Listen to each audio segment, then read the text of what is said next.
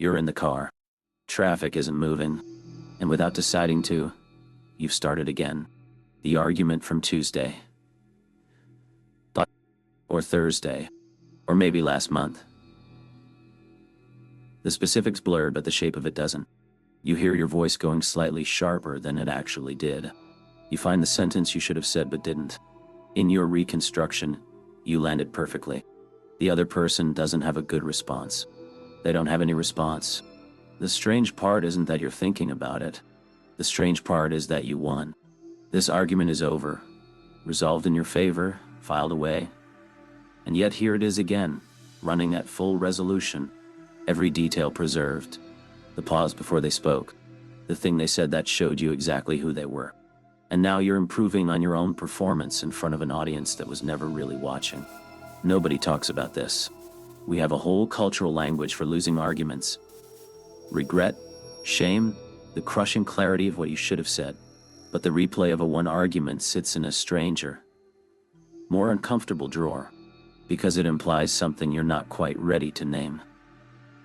The first thing to understand is that your brain doesn't care whether you won. That sounds simple, almost obvious. But the implications run deeper than most people trace. The human mind is not a scoreboard. It doesn't have a mechanism that says, conflict initiated, conflict resolved, move on. What it has instead is a social threat detection system that evolved long before argument was a category, and that system operates on one basic question: am I safe? The psychologist Susan Nolan Huxima spent decades studying what she called rumination, the repetitive, passive focus on distress and its possible causes. Her work, consolidated in the 1990s, but running through her career until her death in 2013, documented something important. People don't ruminate because they haven't resolved something. They ruminate because the emotional system is still active, still registering threat, regardless of what the rational system has concluded. You can know that you won. The amygdala doesn't read the score. This is where the Zeigarnik effect becomes interesting, though not in the way it's usually invoked. Uman Zeigarnik, a Soviet psychologist working in the 1920s, demonstrated that interrupted tasks persist in memory more vividly than completed ones. The brain keeps a kind of background process running for unfinished business. But here is the thing that doesn't get said. An argument that ends with someone walking away or going quiet is not a completed task. It is an interrupted one. Winning is not the same as finishing. There's a deeper structural problem here that has to do with what arguments are actually for. The moral psychologist Jonathan Haidt has made a career of demonstrating, through careful experiment, that human reasoning is almost never the engine of our positions. In study after study, Haidt and his colleagues showed that people form their moral and social judgments first, instantly, intuitively, emotionally, and then construct justifications afterward. The reasoning, in his framework, is the press secretary. It explains decisions it didn't make. What this means for the replay is profound. When you argue with someone, you are rarely changing their mind, because their mind was never the source of their position. You are doing something more like applying pressure to a position that was formed in a different, less conscious register. And so when you win, when you find the unanswerable point, when they go quiet, when they change the subject, you haven't actually resolved anything. You've won a verbal contest whose outcome has no binding authority over what they believe. The person you argued with almost certainly still holds their original position. They may have been temporarily silenced. They may be, even now, replaying the argument from their side, finding their own improvements, their own sharper version of the exchange. The silence that felt like victory was just silence. There is an experiment from the 1970s that should disturb anyone who thinks carefully about this. Elliot Aronson and Judson Mills had participants endure either an embarrassing or a mild initiation ritual to join a discussion group. The group turned out to be deliberately boring and pointless. Yet the people who endured the harder initiation consistently rated the group as more interesting, more valuable, more worthwhile. because the alternative was to admit they had suffered for nothing. The psychic cost of acknowledging wasted effort is intolerable, so the mind invents value where there isn't any. Now consider what the brain does after a won argument. You paid a cost. Emotional activation, cortisol, the discomfort of social friction. The brain expects a return. It expects to feel better. And when it doesn't, when winning turns out to be strangely hollow, when the relationship is still awkward, when the other person didn't change, and the situation didn't change, and everything is still subtly wrong, the mind does something almost identical to Aronson's subject. It returns to the scene and improves the performance. It invests more. It retroactively justifies what was spent. This is the effective forecasting failure at the core of it. Daniel Gilbert at Harvard has documented extensively how poorly humans predict what will make them feel good. We routinely overestimate the pleasure of achievement and underestimate how quickly we adapt to it. Winning an argument was supposed to feel like resolution. It doesn't. It feels like not much, actually. A brief spike, and then the same background static. And something in the cognitive machinery refuses to accept that. It goes back in, looking for the satisfaction it was promised. The social stakes are what make this particular loop so persistent. Humans are intensely, evolutionarily sensitive to status within their immediate group. A threat to status, a challenge to your competence, your values, your version of events, activates the same threat circuitry as a physical danger. Shelley Taylor at UCLA documented what she called social threat responses.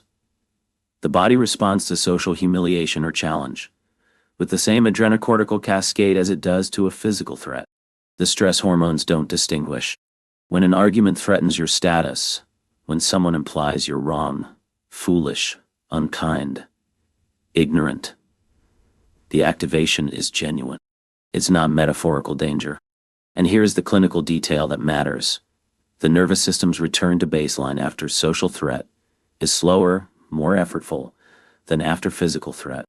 A near miss in traffic spikes your cortisol, and then, within minutes, you're calm. A damaging comment in a meeting can run elevated for hours, days. The loop is the activation, looking for an exit. In the neuroscience of memory consolidation, there's something called reconsolidation, the process by which memories, when retrieved, become briefly unstable and then restored, often with modifications. Every time you replay the argument, you're not just remembering it, you're slightly rewriting it. The enemy becomes slightly more unreasonable. Your own performance becomes slightly more precise. The memory is updating toward a version that justifies your current emotional state, which is still one of low-grade activation and unresolved threat. You're not replaying the argument. You're editing it. Consider what this looks like in a marriage. John Gottman's longitudinal research on couples, watching them argue in a laboratory setting, then tracking them over years, found that one of the strongest predictors of eventual separation was not the frequency of arguments, or even their severity, but whether each partner was able to move on from them. The couples who couldn't let arguments go, who returned to them, who brought them up days later with new evidence and sharper formulations, were in a slow-moving crisis, even when the argument itself had seemed to resolve. The replay was the relationship eroding. In the workplace, the one argument has its own pathology. You corrected someone in a meeting. You were right. The documentation backed you up. And yet now something in the dynamic has shifted. There's a coolness, a slight distance, an edge in small interactions that wasn't there before. The person you corrected hasn't forgiven you for being right, because being right in front of others is not a neutral act. Status was redistributed. Dominance was asserted, however gently. And the replay, your internal rehearsal of how justified you were, doesn't fix any of that. It just keeps the activation running. There's a particular iteration of this on the internet that has become its own cultural symptom. The reply thread where you dismantled someone. The comment where you had facts, sources, logic, precision. And they said something incoherent, and then went quiet, or blocked you, or simply vanished. You return. You check. Sometimes multiple times. There's an unsettling compulsion to see whether they've responded, whether the silence is concession or merely absence. The argument is over. You won. And you can't stop looking. Here is what the loop is actually telling you, if you're willing to listen to it as information rather than noise. The argument you keep replaying wasn't really about what it seemed to be about. Arguments rarely are. The psychologists Roy Baumeister and Mark Leary proposed in 1995 what they called the belongingness hypothesis, that the need to belong to a stable, positive social group is one of the most fundamental human motivations, possibly more powerful than self-esteem and isolation. Arguments threaten this. They don't just threaten your position on a subject. They threaten the relationship, the belonging, the sense that you are fundamentally accepted by the people around you. When you won, you didn't restore the belonging. You may have made it worse. The other person didn't concede warmly. They didn't say, "You're right, and I'm glad we talked, and I still care about you." They went quiet, or they deflected, or the conversation ended in a way that left the social contract ambiguous. And the replay is the mind circling that ambiguity, looking for a resolution it never received. What you're rehearsing in the shower, on the commute, at 3 in the morning. The sharper version of yourself, the better line, the unanswerable point, is not a victory lap. It is preparation for a conversation that hasn't happened yet, and possibly never will. The conversation in which you are finally understood. Not just right. Understood. Those are very different things, and the brain is not confused about which one it actually wants. The question worth sitting with is this: who are you arguing with in those replays? Not who it seems like. In the mental reconstruction, the other person is slightly more reasonable than they actually were. They listen more. They pause at the right moments. They give you the opportunity to land the perfect sentence. The person in your head is a more satisfying interlocutor than the real person, because the real person has their own drives, their own threat responses, their own neurological architecture that has nothing to do with your argument. The person in your head is a puppet you're using to have the argument you wish you'd had. The philosopher Jean-Paul Sartre wrote about what he called bad faith, the human tendency to construct stories about ourselves and our choices that protect us from the vertiginous discomfort of having made them freely. The argument replay is a form of bad faith in this sense. It is the mind constructing a version of events that confirms the story we need to tell about ourselves. We are reasonable. We were wronged. We responded well. We are the kind of person who, when pressed, finds the right words. The replay isn't memory. It's identity maintenance. The psychologist Martin Conway, in his work on autobiographical memory, demonstrated that we don't store memories like files. We reconstruct them each time, shaped by who we currently are and what we currently need to believe. Every replay is a reconstruction that serves the present self's needs. And what the present self needs, apparently, is to have won more completely than it actually did. To have been more articulate. To have made the other person truly see. There's nothing pathological about this. That's worth saying directly. The loop is not a malfunction. It is the cognitive immune system doing exactly what it evolved to do. Processing social threat, maintaining self-concept, preparing for future conflict. The problem is that the environment it evolved for no longer exists. In small, stable social groups where you saw the same people every day for your entire life, rehearsing social conflicts made sense. The rematch was probably coming. The status hierarchy was real and consequential in ways that determined your survival. Now, most of the arguments you replay will never have a second act. The person you argued with at the party, the colleague you corrected in the meeting, the family member at the holiday table. The grand rematch your mind is preparing for will not happen. And so the preparation runs indefinitely, without discharge, looking for an endpoint that the modern social world has quietly removed. Some psychologists in the mindfulness research tradition, most notably Zindel Siegel, building on Jon Kabat-Zinn's earlier framework, have documented what they call decentering, the capacity to observe your own thoughts as events in the mind rather than accurate reports on reality. The replay, viewed from that distance, is just the cognitive immune system, misfiring in conditions it wasn't designed for. It tells you nothing reliable about the argument, the other person, or yourself. It tells you only that a social threat was registered, and the system is still looking for confirmation that it's safe. That confirmation is not available. It never was. Here's the thing that sits at the bottom of all of this, and it is uncomfortable. You didn't win. Not in any way that matters. The argument may have ended in your favor on the level of words and evidence, but the person walked away unchanged, possibly more entrenched, certainly with some quiet resentment at having been out-argued rather than genuinely hurt. The relationship shifted, however slightly, in a direction that had nothing to do with who was right, and you got a hollowness instead of the satisfaction you anticipated, and a loop that hasn't stopped running. The mind replays won arguments because it is trying to win something the argument never addressed. Not the verbal exchange. Not the factual dispute. The older stranger thing underneath.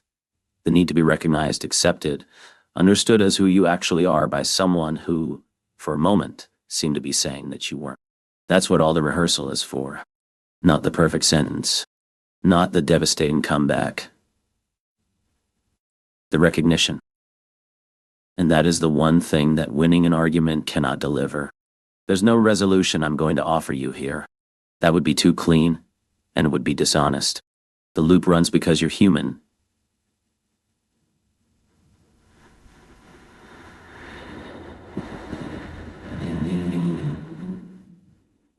Means needing things from other people that they will sometimes be unable to give, and that no rhetorical victory can substitute for.